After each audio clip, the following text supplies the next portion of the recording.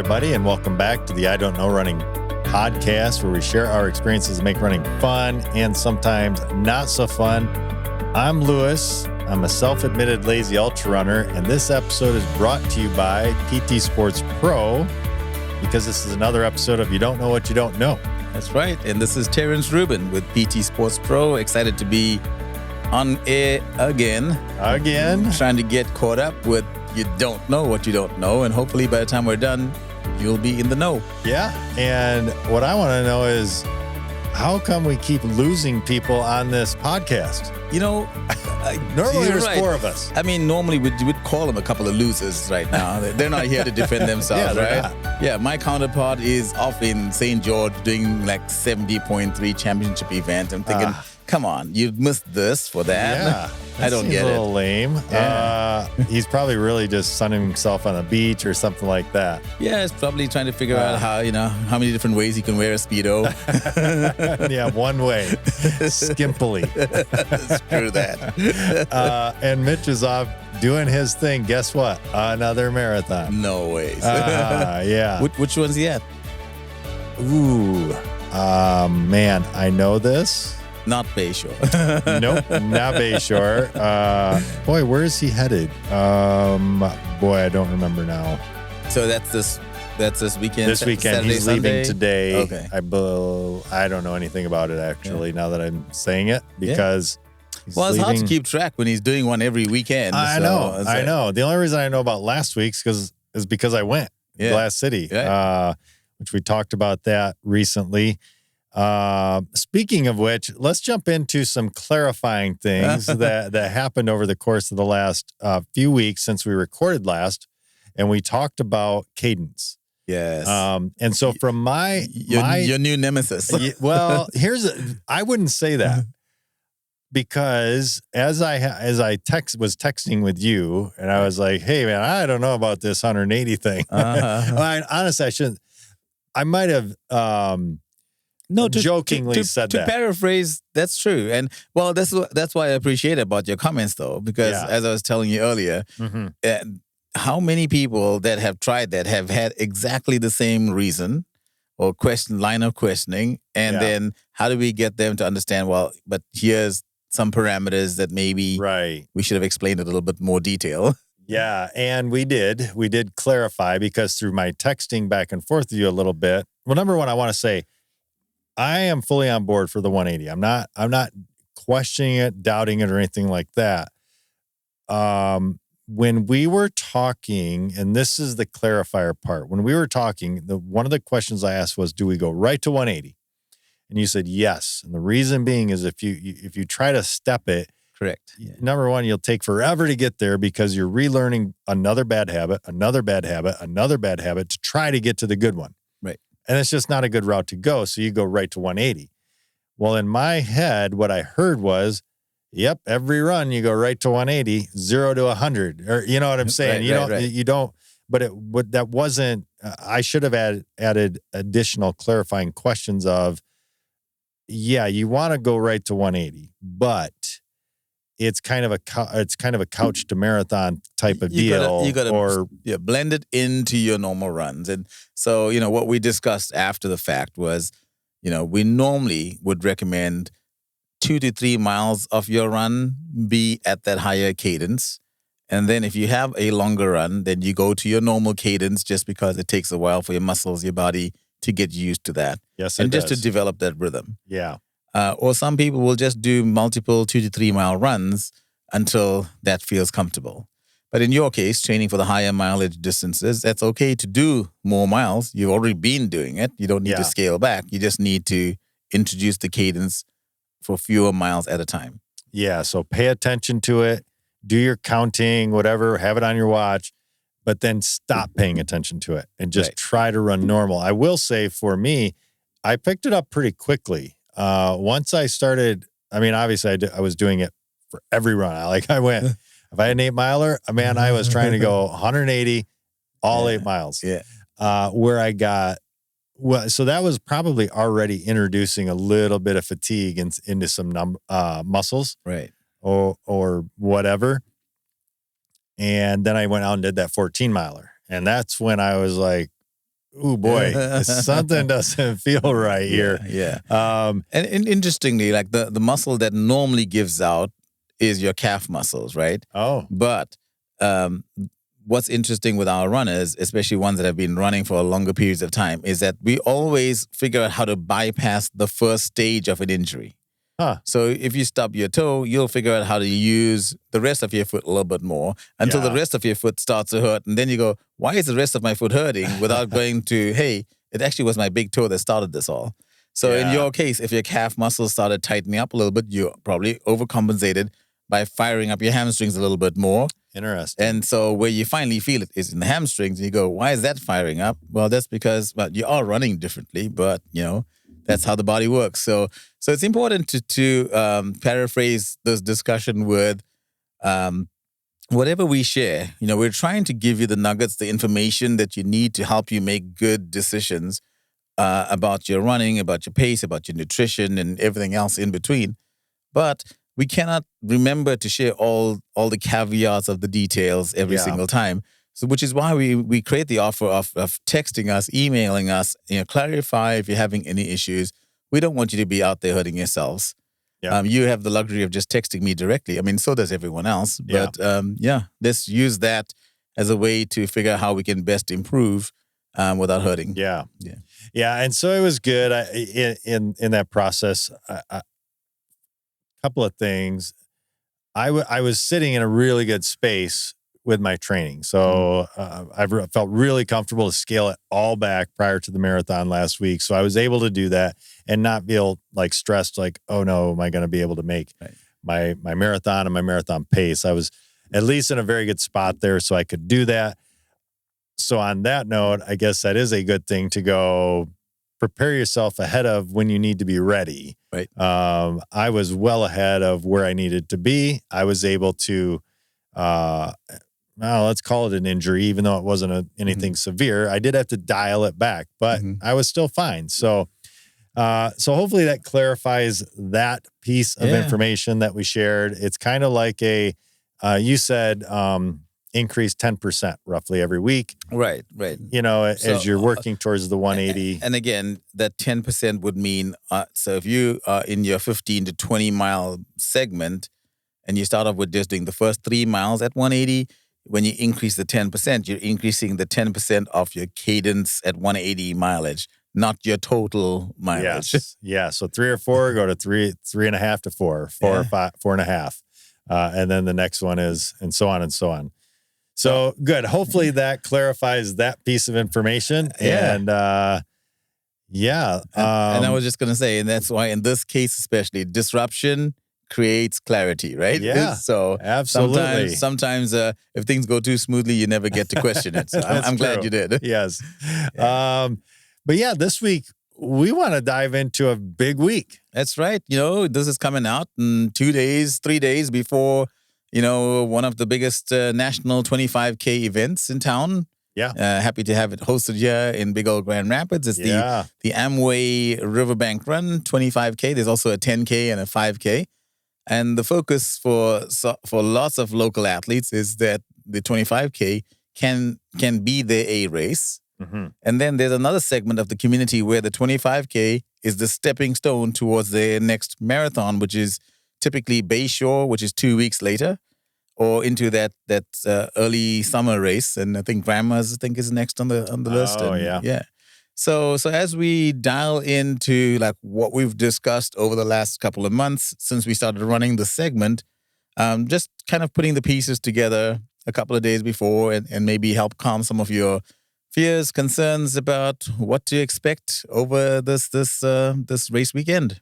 Yeah. So hopefully, if you are running, those that are listening, if you are running, hopefully you've gotten your training in, because if not, you're a little behind the 8 ball at this point.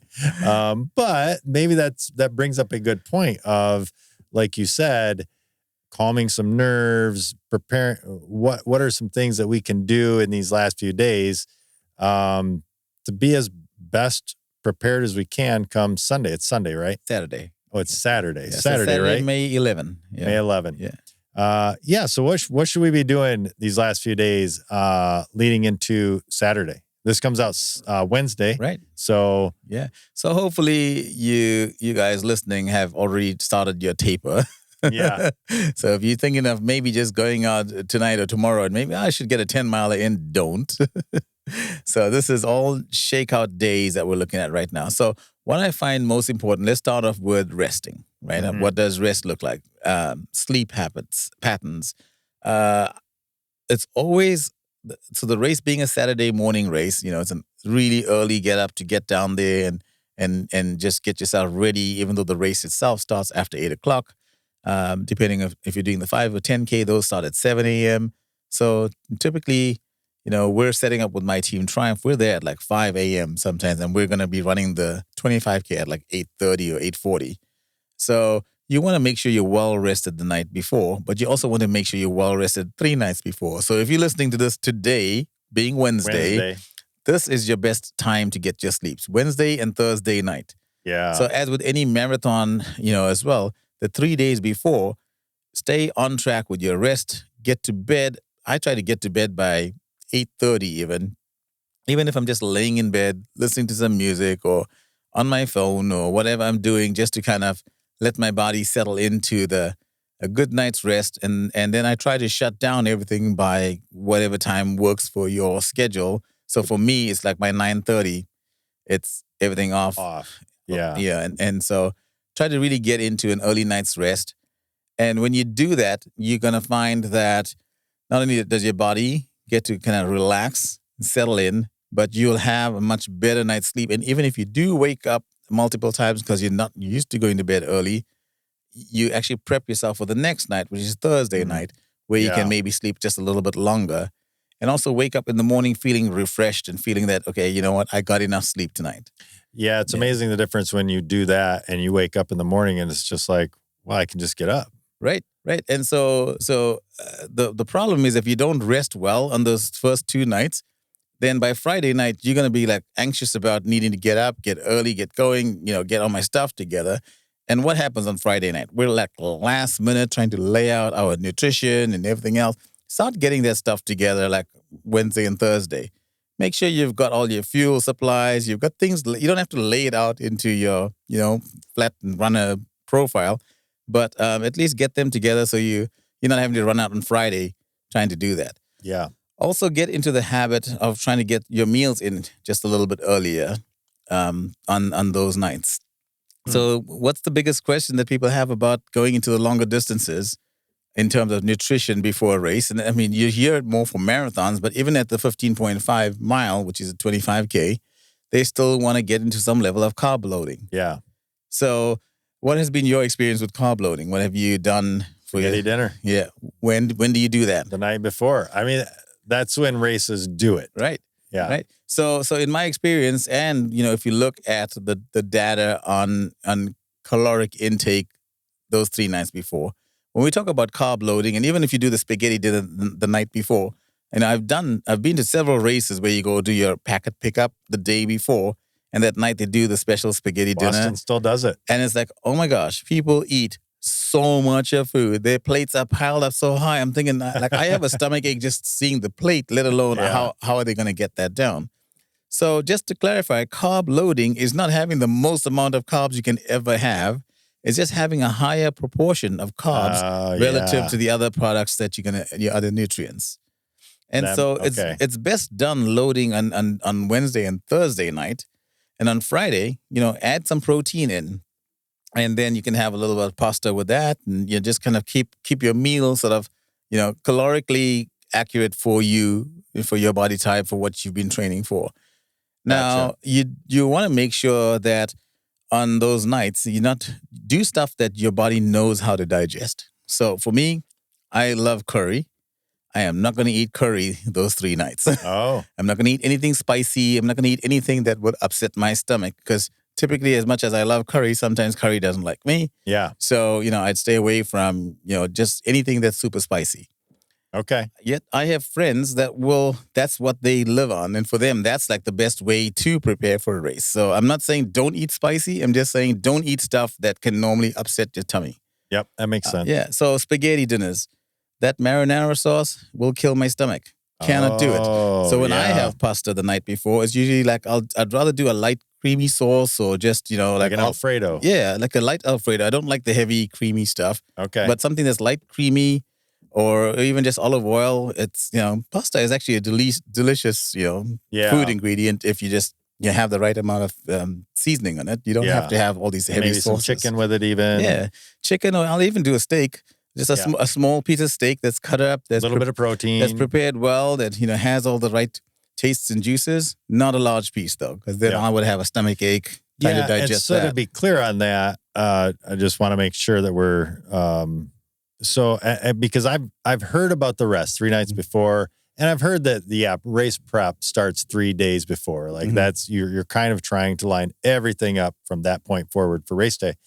But you're saying if I eat 2,500 calories a day, normally, I want to do that same thing for 3 days. I don't want to on the night before eat 3,500 because I'm quote unquote carb loading. Correct. And then additionally, it can be spaghetti. Like that is good because it is a few more carbs than a normal, like maybe whatever, where it's a higher protein earlier in the week or something. But that's not a bad thing Wednesday, Thursday, Friday. No, it's not. It's the quantity that people tend to have. Keep it about the same as you normally would. Exactly. Don't overdo your meals.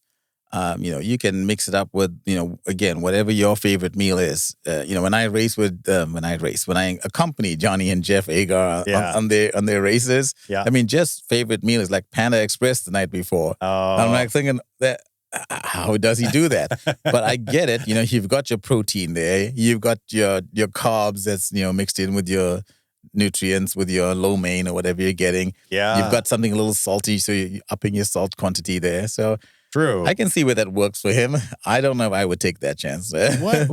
Speaking of salt content, is that something we should be boosting the last 3 days?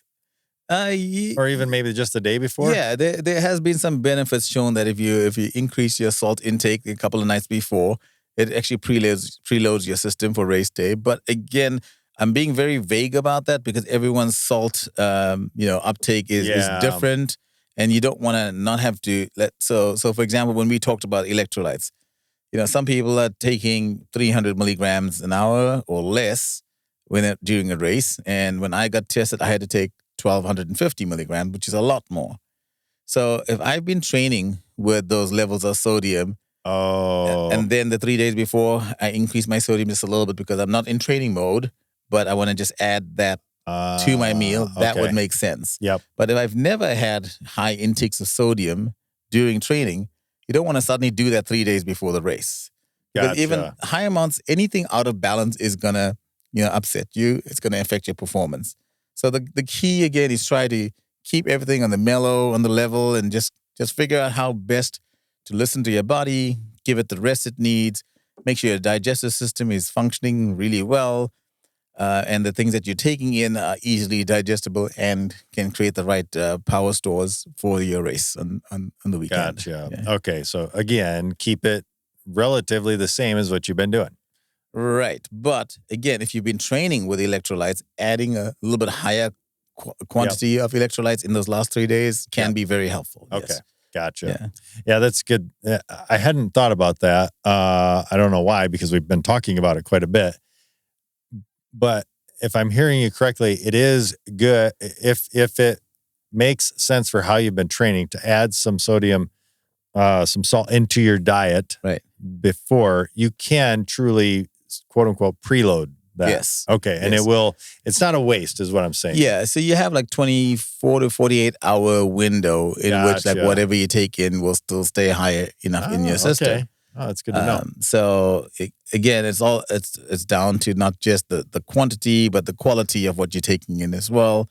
And you can't, sometimes you cannot oversalt your food.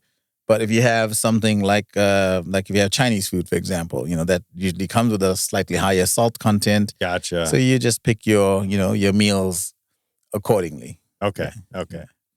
Cool. So that's some sleep and maybe some nutrition prior. What else are we doing prior to Saturday to be ready? Yeah. So I like to make sure that I'm spending at least those 3 days before doing some light workouts, whether that's, some yoga, stretching, take 20 to 30 minutes just to kind of, yoga can be very calming, not just for your body, but also for your mind.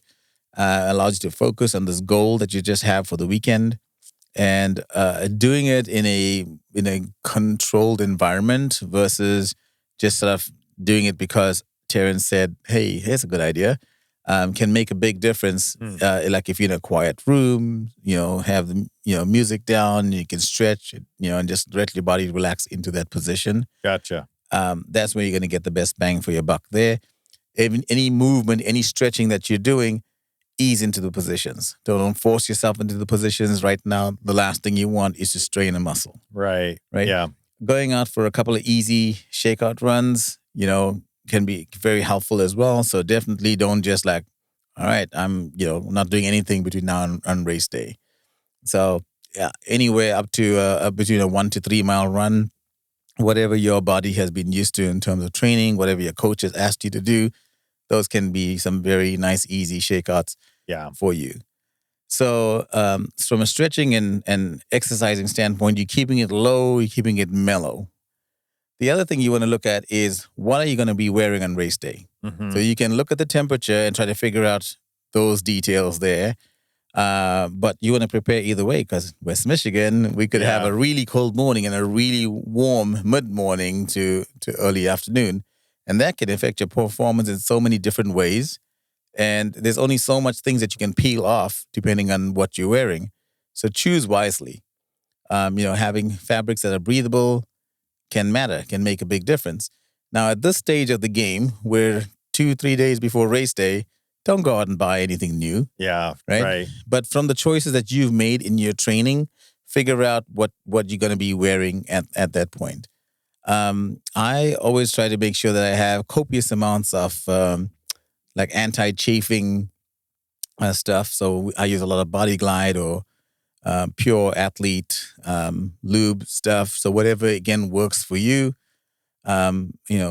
keep those lubes on even for those training runs. The last thing you want is to end up chafing during your last couple of days of shakeouts, and then it's going to be uncomfortable on race day. Yeah. And then on race day, you want to make sure that you're adequately prepared to reduce the chafing as well. So the biggest issues that runners deal with is groin chafing and then nipple chafing. Now there's also armpit and neck, but the two big ones, groin and nipple, protect them well. So on race day, I'm not going to go and put Band-Aids on my nipples because I've never done that. And so if I do something different on race day, it's going to mess me up. But I use copious amounts of, like Body Glide, for example, and I make sure the clothing I wear doesn't rub so vigorously on my body to create the chafing. So the materials, the fabrics, the fit, everything matters. So don't buy a new race shirt and wear it on race morning. Yeah. And on the race shirt side of things, there's, fabric, the type of fit. The type of fit really makes a big difference. And the weight, the weight, how much is it holding water or not? Because that all plays into how much it moves up and down. Right. In addition to the fit, like you can have something that fits relatively tightly when it's dry, but halfway through the race, you're drenched from either sweat, rain, whatever. Right. And now it's weighted enough that it can actually move like sandpaper up and down. Yeah. And now it sounds like you've experienced this before. Yeah, 100%. That's one of the things with the ExoSkin clothing that I wear. You have to get it right because it is a little bit weightier of a shirt when it's wet. Right. But so just take that for what it's worth. As Terrence said, don't run out and buy anything new. Use what you've been training in.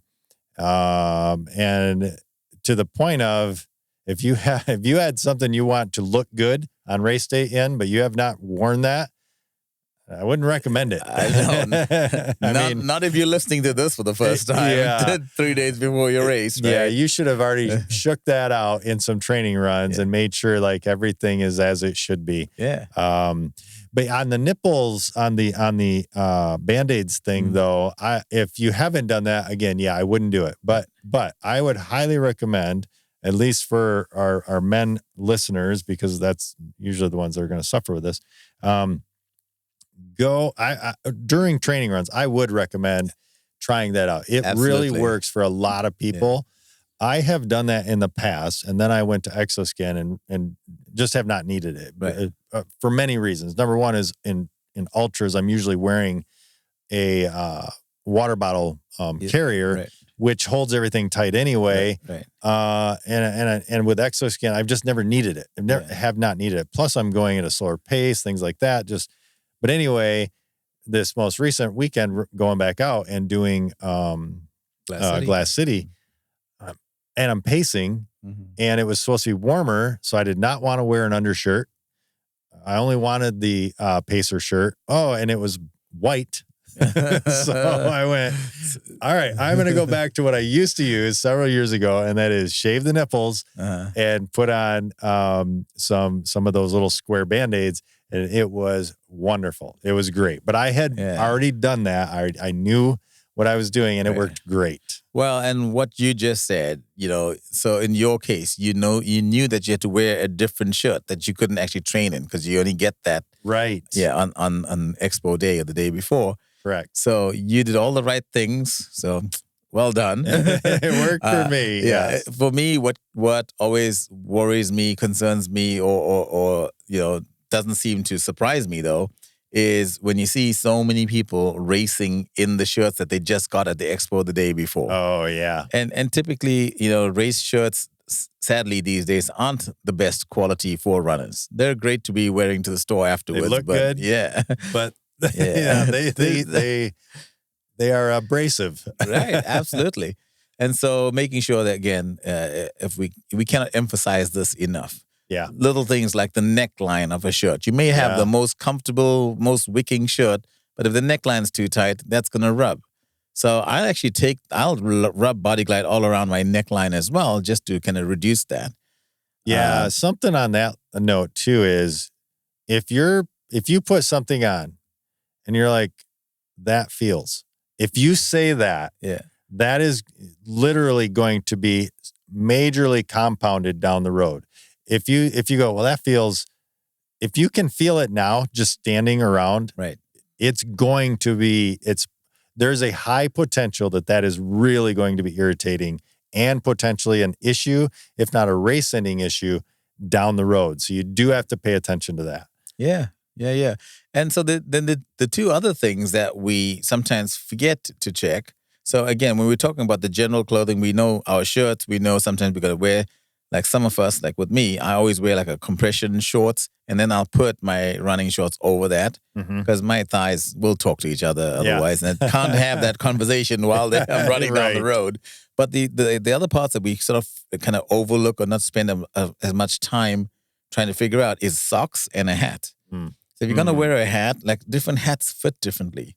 So for me, for example, I got to be careful that I cannot wear a trucker hat because when I wear it and pull it down, it like pulls on the top of my ears, and that can create its own set of issues. Yeah. And then for socks, if I wear like cotton socks versus a good wicking sock, or if it's something that's too tight or doesn't come up the right length, all of those things can impact your performance. If you, like you said, if you can feel it, if you go, oh, this feels, and you haven't even started running yet, you can only imagine what's going to happen, 10 miles in, 12 miles in, and you still got a few more miles to go. Yeah. So, watch the socks. Watch the things like the sunglasses. It's going to be a hot sunny day tomorrow. Let's pick up some sunglasses at the expo. Well, different sunglasses are weighted a little differently. Yeah. And so if you are used to like having a light frame and you suddenly get something just a little bit heavier or something where the nose bridge sort of catches on your nose, man, that can create some ugliness along the way that just changes the focus. And now you don't get to just enjoy your run. The key with all of these things is when you get out there in race morning, you should get to that start line all super excited and just ready to go. Yeah. I make a point of even watching the way my shoelaces are tied so that because if you have your shoelace pressure too tight, your foot's going to swell a little bit from the running, and that increased pressure can really impact how you run, maybe it can even put pressure on the nerves in your foot, and you start to have like all sorts of foot issues. I experienced this with the race recently, and I mean it was really, really bad, like to the point where I felt like I couldn't even feel my foot on that one side. And all I had to do was just sort out the laces. But it was a new pair of shoes. I bought it. I laced it up really fast because I was in a hurry. Always happens. And so in my general rule of thumb is I will put my shoes on, adjust the laces like perfectly to the point where with some effort, I can slide it off without undoing the laces. Okay, yeah. And then with a little bit more effort, I can put them on without undoing the laces. And if I can do that, like pulling the tongue and making sure I hold the heel cup back and be able to slide my foot in, and some effort, But if I can do that, then I know that I don't have to mess around with the laces at all. And it's always going to be what I set it to be. So just a little tip out there, if you have lacing issues, I just this week saw a patient with exactly the same thing. And when I said loosen your laces, she looked at me like, what? Like, no, something's wrong with my foot. And then she came back the next visit. I loosened my laces. My foot felt so much better. Yeah. I have done that. And that, you do not need to lace up any tighter for race day. Not at all. Right. But I have done that as well. And it's usually, like you said, it's just an oversight. I lace mine every time. But yeah, whatever it is in the moment, I'm just like, I pull it a little bit tighter, and man, oh man, it does not take long. Yeah. Within the first half mile, I feel it. And I would highly recommend, if you're in the race, if you go out there and you feel it in that first half mile, take 20, it will take you 20 seconds tops. Get over to the side of the road, just undo it. Do it back up. Do it just a little bit looser. To tread the rabbit ears. If you had to have your shoes tied for you in the morning, well then maybe don't do that. Maybe just continue. But if you did it yourself, pull over, redo it. You will be amazed that what that 20 seconds will actually save you further in the run. Because you can be limping by the end, and that'll cost you way more than 20 seconds. Yeah, absolutely. And remember back in the day when those sort of like elastic laces were the thing? Where they were, it was almost like slip-ons. Well, they had these special like elastic laces with a little lock laces. I think is what it was called. And there were speed laces for triathletes, for triathlons mainly. But I did have some of those. I know, they were actually pretty slick. Yeah, exactly. Like you didn't have to waste your time tying your shoes all the time. Yeah, I think that's where I got the idea of like, if I knotted my shoelaces well, then that would work. Now, do hear me out. That I still do stupid things. So like I bought a new pair of shoes like recently in the last 3 months, and I left the laces like super loose because again just wanted to slip them on and off. And then on my 10 or 12 mile run a couple of weeks ago, I didn't realize that I still had the laces loose, and I was gonna run it in the Alta G. So I'm like all zipped in there. And then I'm running, and I get like, man, my shoes feel a little loose. But rather than take your advice and taking a few seconds off and stopping lacing, I'm like, no, I can do this. And I did. And it was the first time in my running history that I actually like got my toenail black and blue because my foot was sliding in and bumping against the front. So too loose is also not a good thing. It needs to be just right. It's like, yeah. It's like the Goldilocks porridge. Yes. Yeah. Just right. Yeah. So if we cover you from head to toe here, we've got just about everything checked off the list of things to do before a race. And there's a few more things that I want to touch on. One thing is sunscreen. Yeah. Protect your skin, right? Sunburn can be a nasty thing, and it can creep up on you just about from anywhere. Yeah. So protect your skin. Check out the sunscreens that you use, though, because some sunscreens can almost like block your pores, so then you don't sweat as well. So make sure you use a sports sun cream or sunblock, just because you don't want to have to deal with skin breathing issues during the race. Yeah, that makes sense. And for those of you that like to run with music, what's your thoughts on music runners? My thought is do what is going to give you the best feeling on race day as long as it does not impact others. Yeah, and I think the biggest thing that I've noticed is some people have their music on so loud that they don't even hear you coming by them. And, and we're running, it's not a completely closed course. Yeah. So for your safety and for the safety of others, keep your volume at a reasonable level if you're going to be wearing headphones. Because you want to hear someone say, hey, passing on your left or passing on your right, versus scaring you out of your skin because someone just tapped you the wrong way. And, the last thing you want to do is like jump in front of them. And that would be as long as it doesn't impact others part of it. You should be able to hear around you. Yes. 100%. I mean, and that I would say that should go for, I would recommend that for all of your runs, your training runs, whatever you're doing, because I mean, let's face it, we are not going to win any game of chicken out on the road. We're just not. We're going to lose that in every scenario with a vehicle, even with a bike. You're going to lose up against a bike. There's just more mass coming at you and a lot faster speed. Right. So be able to hear what is around you. And in a race, we have talked about this on the podcast before too. Yes, your race is important to you, but everybody around you, that race is important to them too. Don't think just because you're going a certain speed that your race is any more important.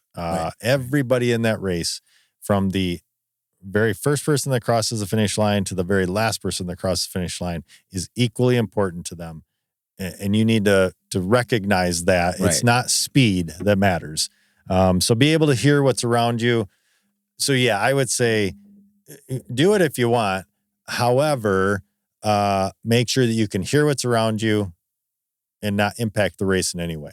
Absolutely. Yeah. Yeah. And so I think from the stuff that I wanted to cover in terms of how do you manage your body, your mind, your prep for race morning, line those up well. Make sure your pre-race, like nutrition, breakfast, whatever you do, is something that you're not trying for the first time. Don't suddenly go, hey, it's race morning. I think I'm going to eat a bowl of fruit today because that sounds like a healthy choice. Well, unless you eat a bowl of fruit every day, don't do it on race day. What is a good, and again, let's preface this with, don't do anything new.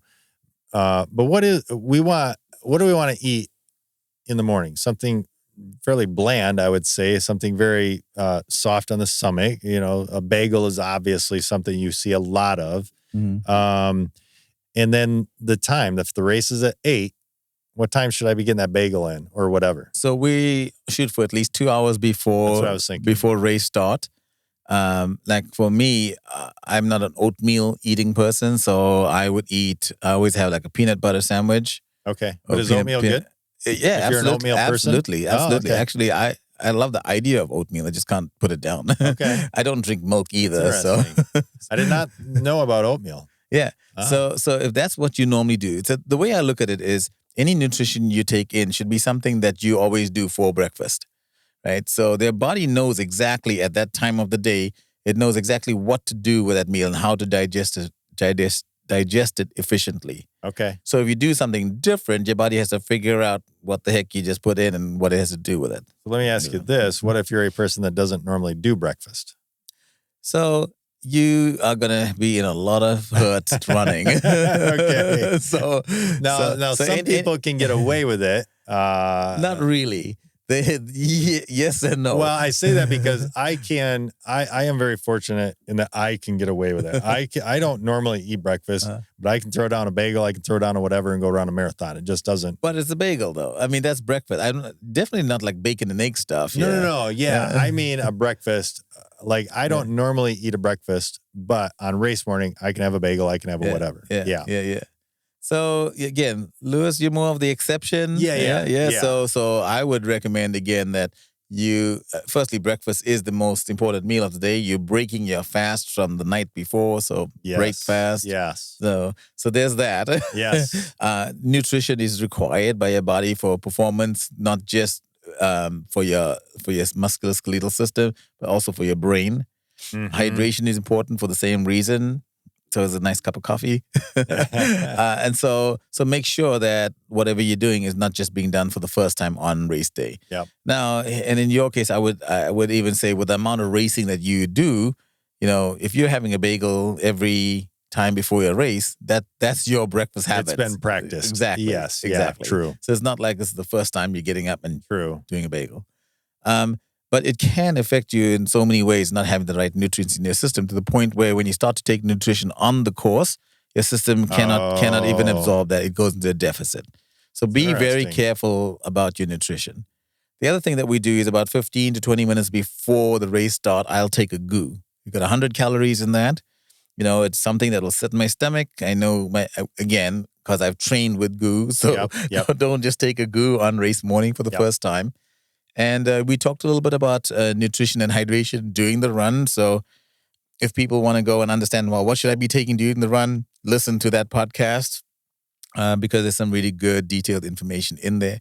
But there's some, we've made some recommendations for calories per hour, for, fuel, what to take, electrolytes, branched chain amino acids, any and all of the above. So prepare well. Don't borrow salt tab from your friend because you forgot yours, because it may be a different quantity, a different product. Not all salt tabs get digested or taken in easily. So make sure, again, you have what you need, that you've trained with, all that stuff. Yeah. So the fun part about race weekend, outside of race day itself, is the day before, though, right? We get down to the expo, we get to see thousands of other competitors out there. Hopefully we're all chill. I think Riverbank Run has a pretty good beer garden, so I'm always happy to chill with the beer the night before. I don't feel that with the amount of work that I've put into the race that one beer is going to kill it. I still try to make sure I hedge my bets, though, by going with a lighter beer choice versus a heavier porter or something. But hey, if a porter works for you, go for it. Yeah. But there's no harm in doing that. Again, just watch your quantities and make sure you hydrate, with water adequately to balance out the effects of, having that beer. But at Race Expo, actually this year, for the first time, PT Sports Pro will be out there. We actually have a booth at the expo. Oh, so awesome. I'm excited about that. We just opened up like 4 weeks ago, and here we are at Riverbank Run. Amazing. And not only will we have a table out there, so if you need any last minute stretches or anything for that, any advice before race day, that we can help you that's not like far out from your norm. We want to help you to get to a safe start and a safe finish. But we will also be offering a rapid recovery boot session. Oh, awesome. So we'll be doing, I believe it's like $10 for 10 minutes or something. So, we have a system, we have a chair out there. So you swing by our booth, we'll take you $10. We'll give you a quick recovery boot session, and you can buy 2 if you want. Awesome. That is great. Yeah. Cool. What else? Is that our... what we need to know? This is your typical, hey, we're leading up to, a bigger race, not just the 5K, 10K. Yeah. What steps can we take to make sure that we are adequately comfortable, rested, prepared to actually enjoy our race on race day? Yeah. And so the things we talked about today will not just help you with a 25K, but also with a marathon, also with a triathlon. Right. So the nutritional needs, the relaxation needs, the emotional needs all need to be kept in check and met. I've done it before where I've been rushing around the night before. Like when I did the Two Oceans Marathon in South Africa, I left all my nutrition in my hometown in Durban, and I fly to Cape Town for this race. I get there, I think on Thursday night. Didn't think of looking through anything. Go to the expo on Friday. Race was on Saturday morning. Oh, no. Get my packet, pick up, enjoy everything that needs to be enjoyed. 8 o'clock on Friday night, I'm laying out my stuff, and I had zero nutrition. I left everything in Durban. Oh, no. And there's nothing open in South Africa after like 6, 7 o'clock. So I basically ran the race with just whatever was offered on the course. And that was an ultra that I did too. Oh, my goodness. So what I've learned very quickly from an event like that is that you just got to make sure you check and pre-check things ahead of time. So you're listening to this podcast today, it's Wednesday. Check it tonight. Check it tonight. At latest tomorrow night. Buy it tomorrow. Relax on Friday. Yes. And so good luck to all of you runners that are going to be out there, and also thank you to all of the families and the supporters that support us as runners and crazy athletes trying to do our thing out there as well. We appreciate you. We appreciate the volunteers. We appreciate all the sponsors that are going to be out on the course. that are allowing events like this to happen. So don't forget to do that as well. Part of your emotional credit is really going to come from you being nice and being kind to people out on the course. And when you finish, celebrate that event. And don't be mean. Whatever you do, don't be mean. Don't be mean. Yeah. And as a last little nugget, if on Friday, once everything's done, from that point forward, let it all just go, like relax. Yes. What's done is done. All you have to do at this point is get up, enjoy the race. Right. Don't stress about the race. Enjoy the race and listen to your body. Yeah. I will say this. I will caution. When I say listen to your body